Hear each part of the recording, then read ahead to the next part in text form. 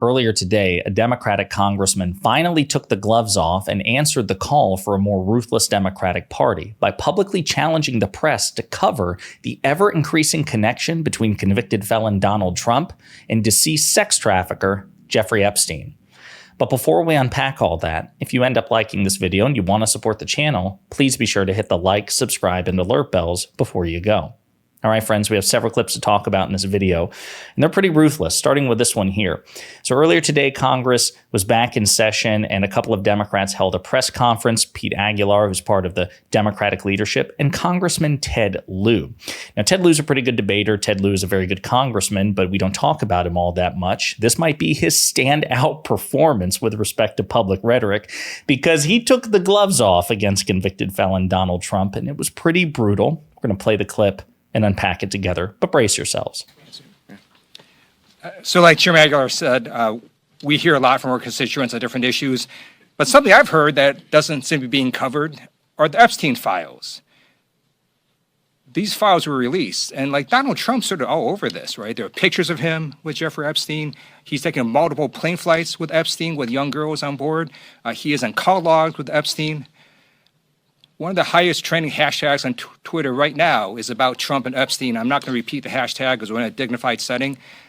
But yeah, y'all might want to look at that because that's highly disturbing. And again, it shows that Donald Trump is unfit for office. And by the way, he was convicted in a civilian court for sexual assault, convicted in a separate court of 34 felonies. Donald Trump should drop out of the race. Ouch. Ted Lieu bringing the heat. Love this energy. We need more of it. Now, a couple of things. Obviously, it's true, and people tend to forget this. People tend to bake this in, certainly Trump supporters, the mainstream media, and enlightened centrists. But Donald Trump was found liable for sexual abuse and defamation of E. Jean Carroll back in the 1990s. This case was recently decided, and he had to pay, I think, hundreds of millions of dollars between the initial penalty and then the defamation that went along with it. And the presiding judge did clarify that under civil parlance, under common understanding, Trump raped E. Jean Carroll. Okay, so it's good that he points this out because this would be eminently disqualifying to any other politician in any civilized society. But we're the United States of America right now, and Donald Trump is graded on an absurd curve. I love the fact that he is drawing attention to the perpetual scandal surrounding Jeffrey Epstein long after his death as we learn additional details about his horrific crimes. And we'll get into the connection to Donald Trump. I will say, Ted Lieu is not the first one to draw this connection, but I like the fact that he is bringing it up now. Jared Moscowitz, a freshman Democrat from Florida, made a point during a House Oversight Committee hearing to really rub the Republicans' face in the fact that their cult leader was a close associate of Epstein. And in this video I'm about to play, Jared Moscowitz was trolling Marjorie Taylor Greene on this very subject. And so, again, because the gentle lady from Georgia, I know is such an advocate for women's rights, as she mentioned, and is so concerned about grooming, and apparently we don't have any standards here anymore. Again, I just want to remind my colleagues, because I don't want them to forget about hypocrisy. Okay, I don't want them to forget about hypocrisy. But, Donald Trump was asked about Jeffrey Epstein, and when he was asked, he said, Jeffrey likes him young. Well, how did the president know that? How did he know that Jeffrey Epstein likes him young? Perhaps some people are saying he was there, since you're so concerned, right? But again, Brilliant of Moscowitz to do this again. This is the sort of thing that, quite frankly, Democrats should be doing to Republicans, given the mockery that Republicans have made of the legislative process, the fact that there is no end to their depravity. I think it's perfectly fair to roast them the way that Ted Lieu and Jared Moscowitz are doing, especially with the abundant connection between Epstein and former president, convicted felon Donald Trump, whereas there is no connection between Jeffrey Epstein and President Biden. And imagine if there were, how Republicans would handle it. So yes, I think Democrats should bring the heat. Now, Representative Lieu referred to a trending hashtag on Twitter, the thing that he said he didn't want to dignify or rather elucidate in that dignified setting, but it's hashtag Trump pedo Files, pedophiles being spelled like Pedofiles, a pun of files, the Epstein files. You should definitely check it out because it is trending on Twitter.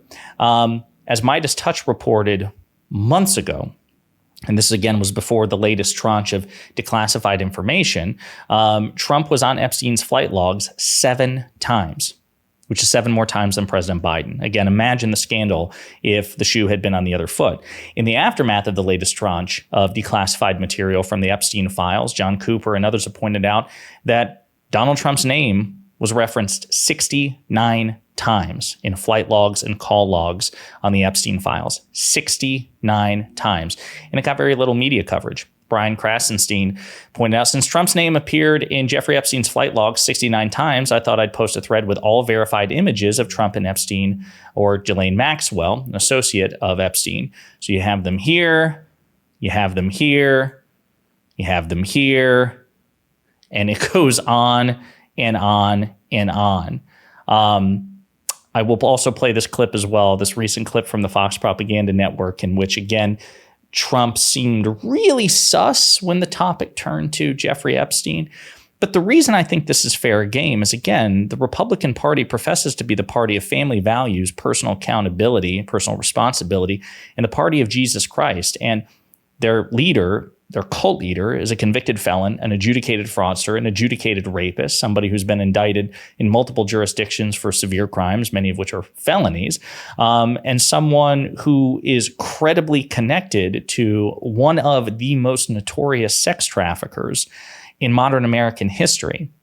Now, again, in any other political climate, a more rational political climate, this would be eminently disqualifying. I mean, my God, all of it individually would have been eminently disqualifying for a major political candidate 5, 10, 20 years ago.